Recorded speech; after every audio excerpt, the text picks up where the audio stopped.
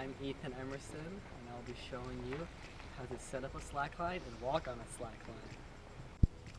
When slacklining, it's helpful to have a slackline like this.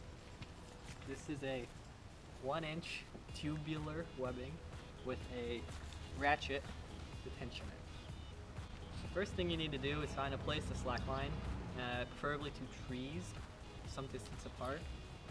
Here we have a smaller tree, a little small but it should work, and over there a bigger tree. And it's actually big enough that this ratchet will not fit around it. So you might have to do a water knot, which I can show you now. So here's how you make a water knot. You're going to take your tubular webbing and you're going to do a basic overhand knot. So that involves making a loop and then making a knot like this. Now it's best to have a longer section up here because this is where your loop's going to be. So we can just make this a little bigger. So once you have a overhand knot and you have a decent amount of tail, and you make sure your knot is dressed properly and there's no twists, you can take the tail end, and this is going to be the loop end, and you're going to retrace the knot, making sure to leave a loop. So you're going to go like this, you're going to follow, and you're going to come out this other end, and you should end up with a loop like this. So take your water knot end and go to the big tree and put the water knot around the big tree.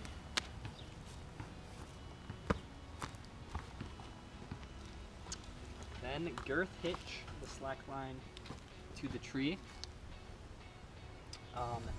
When you're first starting out, it's helpful to have the line lower because you'll be falling a lot, and that's fun. Once you have the slack line girth hitched to the tree, you can make a little bend in the slack line, and this will help the slack line lay flat. Then you're going to take the side and you're going to walk it all the way out, and this way you know that the line's going to be flat. And then when I get to my spot, once I have it all flattened out like this, I'm going to lay the flat side down on the ground. Now I'm going to girth hitch the ratchet around the other tree, the same height as the previous girth hitch. Some places require slackliners to have tree protection. Tree protection could be a towel or old yoga mat, and you put it between the tree and the slackline, and this just protects both the tree bark and your slackline webbing. Once you have your ratchet girth hitched to the tree, you can open it up, and in here you'll see a little slot. You're going to take your slackline with the up portion facing up, and you're going to feed it through the ratchet like so, and then you are going to take out all the slack. So you're going to pull out all the slack and try to get it as tight as you can. Like this. And then, while keeping the tension, you're going to press up on this handle and start to tighten the slack line. Like so.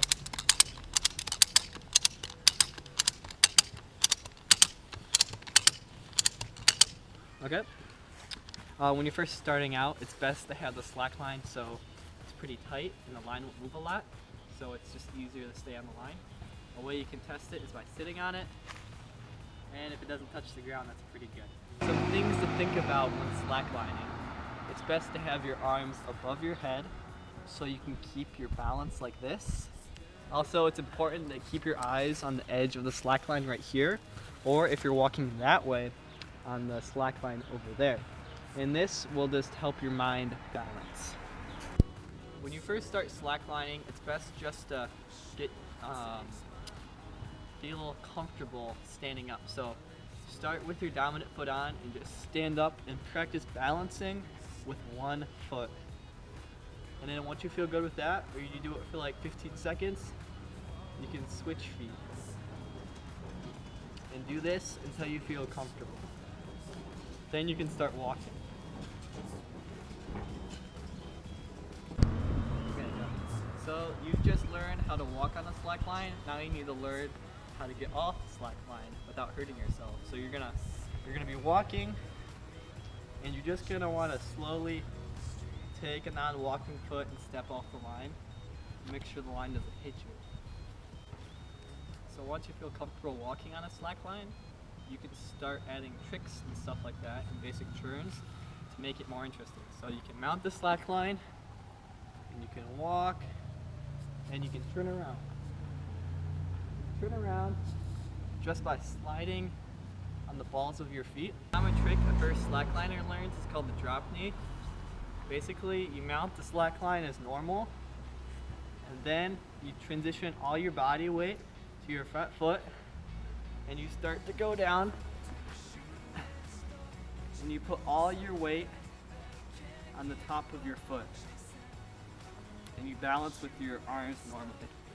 Then you can stand back up, continue to walk. This is how you chongo mount. Chongo mount is great for when you need to mount the slack line. The slack line is high off the ground, and you can't step onto the slack line from the ground. So basically, you're gonna get on the slack line and put your foot on like this, and you're really gonna want to try to sit on this ankle.